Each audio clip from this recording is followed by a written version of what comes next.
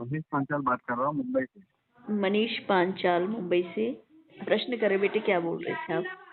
Ma'am मेरे दो प्रश्न हैं। पहले तो मेरे बड़े भाई की मृत्यु का प्रश्न है। 3 साल पहले उनका देहांत हो गया था। उनका नाम दिनेश पांचाल है।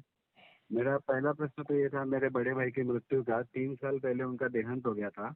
हाँ हाँ। तो मतलब भंडारा चल रहा था, भंडारे में खाना परोस रहे थे, अचानक गिर पड़े, फिर उनका देहांत हो गया। अच्छा अच्छा। तो डॉक्टर ने तो ब्रेन हेमरेज और ये सब बताया, लेकिन ऐसे तो उनको कोई दिक्कत और ये सब तो नहीं थी। हाँ हाँ। दिनेश सरनेम? हाँ, दिनेश दिनेश पांचाल। दिनेश पांचाल। हाँ, मेरे बड़े भाई है। बड़े भाई थे, मतलब उनका 3 साल पहले उनका देहांत हो गया। तो उनका कारण मुझे जानना था। ब्लड ब्लड सर्कुलेशन गड़बड़ होने के कारण ये हादसा हुआ बेटे। ब्लड हाँ, ब्लड सर्कुलेशन, ब्लड में हाँ? ये हेमरेज का जो डॉक्टर बता रहे हैं, मतलब वो ही कारण है सर। ब्लड में गड़बड़ी आने के कारण, ब्लड में गाढ़ापन आने के कारण, हाँ। अ, अचानक ब्लड की नसें ब्लॉक हो गई, काम करना बंद कर दी। इससे मस्तक की जो नसें हैं वो फट जाती हैं। ऐसी परिस्थिति जब ब्लड में गाढ़ापन आता है तो गठाने बनती हैं। की गठाने बनती है तो ट्यूमर भी उसको कहा जाता है। अच्छा। तो हाँ, लेकिन तो ये सब रहा जो कारण बना है वो मंगल के कारण बना। मंगल डिस्टर्ब होने के कारण ये ऐसे योग बने हैं। हाँ, दूसरा प्रश्न करें और जो दूसरा प्रश्न हो वो प्रश्न। करें। हाँ, दूसरा प्रश्न आखिरी वाला ये है कि मेरा करियर से लेकर कि मैं मतलब ये ऐसे करियर में जो भी मैं कुछ काम करता हूँ या नया स्टार्ट करता हूँ ना, वो ज़्यादा दिन तक नहीं चलता। वो उसके अंदर असफलता ही आ रही है। मतलब पिछले 16-17 साल से मैं कुछ क्या ना कुछ है ट्राई कर रहा हूँ। बेटे, आपका भविष्य जो है, जब से आपने होश संभाला है तो आप संघर्ष बहुत ज्यादा कर रहे हैं, संघर्ष उठा रहे हैं।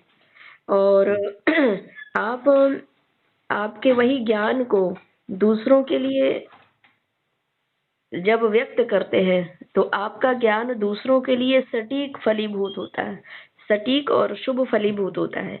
लेकिन वही आपका दिव्य ज्ञान आपके लिए सूटेबल नहीं हो पा रहा है, जिसका टेंशन भी आपको काफी रहता है। हाँ, और कारण ये है कि भविष्य में उतार चढ़ाव घड़ी घड़ी आता है। वो और तो है आप समझ मतलब। नहीं पा रहे हैं, मनोस्थिति आपकी बड़ी डिस्टर्ब रह रही है। इतना संघर्ष करते, बहुत ज्यादा संघर्ष आप करते हैं, लेकिन जितना आप संघर्ष करते हैं उस हिसाब आपके मेहनत के अनुसार आपको सटीक शुभ फल की प्राप्ति नहीं हो पा रही है। होती है लेकिन संतुष्टिजनक नहीं हो रही है। और मनोस्थिति भी आपकी बड़ी कंफ्यूज रहती है। मैं कौन सा कार्य ऐसा करूं जिससे मेरे जीवन में लाभ हो। दिन रात मेहनत करने को तैयार हूँ, लेकिन मुझे मेरे पक्ष में निर्णय मिलना चाहिए, लेकिन नहीं मिल पाता है।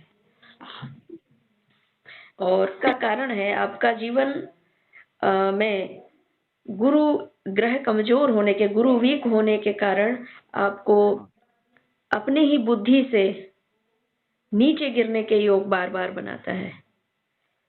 हाँ, वो तो है। मतलब उसी के वजह से मैं पढ़ाई भी काफी करता हूँ। आपको जहां लाभ होना है वहां आप दिमाग नहीं लड़ा पाते हैं, जहां आपको हानि होना है, नुकसान होना, वहां आप दिमाग लगाते हैं। ऐसी परिस्थिति बनाता है गुरु ग्रह। तो उपाय कुछ ऐसा। प्रबल करनी चाहिए। गुरु दीक्षा लेकर के गुरु सानिध्य में अपना जीवन व्यतीत करो, क्योंकि हमारे जीवन में एक सटीक मार्गदर्शक कर्ता की आवश्यकता होती है। और जीवन का सटीक मार्गदर्शक कर्ता होता है माता पिता के बाद में गुरु।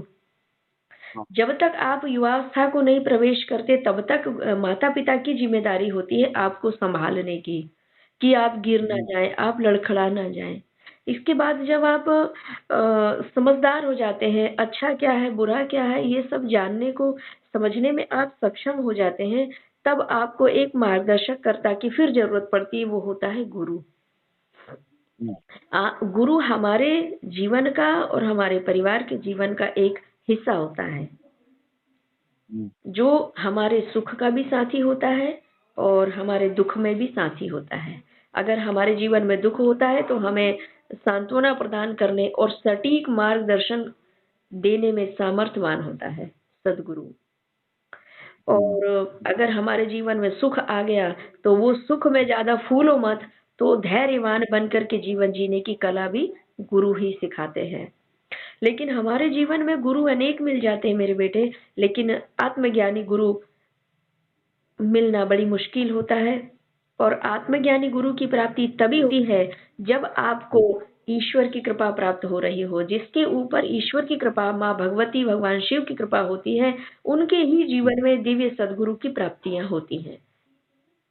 और मानव गुरु अनेक मिल जाते हैं, लेकिन उन्हीं मानव गुरु, साधारण मानव गुरु, लेकिन उन्हीं मानव गुरु के भीतर दिव्य गुरु, सिद्ध महापुरुषों की, साधक महापुरुषों की प्राप्ति हमें खोज करनी होती है।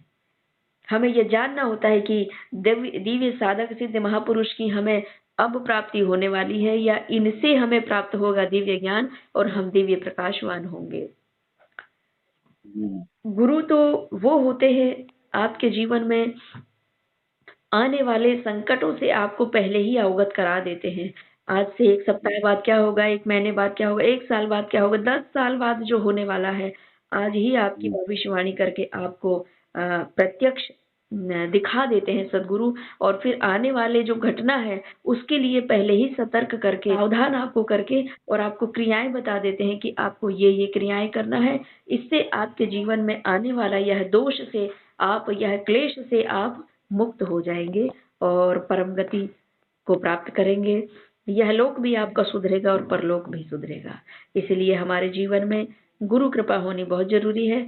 आपके जीवन में गुरु कृपा बहुत बहुत कम हो रही है, जिसके कारण मन बड़ा विचलित रहता है, अशांत रहता है। तृतीय का केतु जो है जीवन में कष्टकारक होता है, मनोस्थिति ठीक नहीं रहती है। सर्फ दोष होने के कारण आपका गुरु चांडाल दोष भी बन रहा है।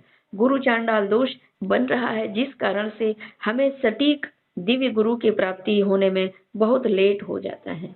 लेकिन भले लेट हो, लेकिन जीवन में सुधार तो आए बेटे।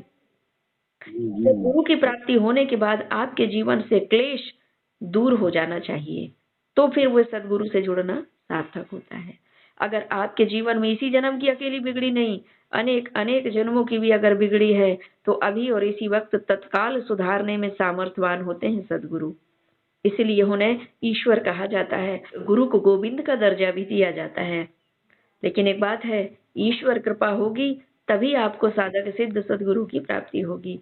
और फिर सदगुरु की कृपा हो गई, फिर वही ईश्वर के साक्षात्कार और दिव्य सुख, परम सुख आपको प्राप्त होता है। एक तो आपका कालसर्प योग है, गुरु चांडाल दोष भी है, और तीसरा गुरु जाप भी आपको करवाना है, गुरु धारण भी आपको करना है।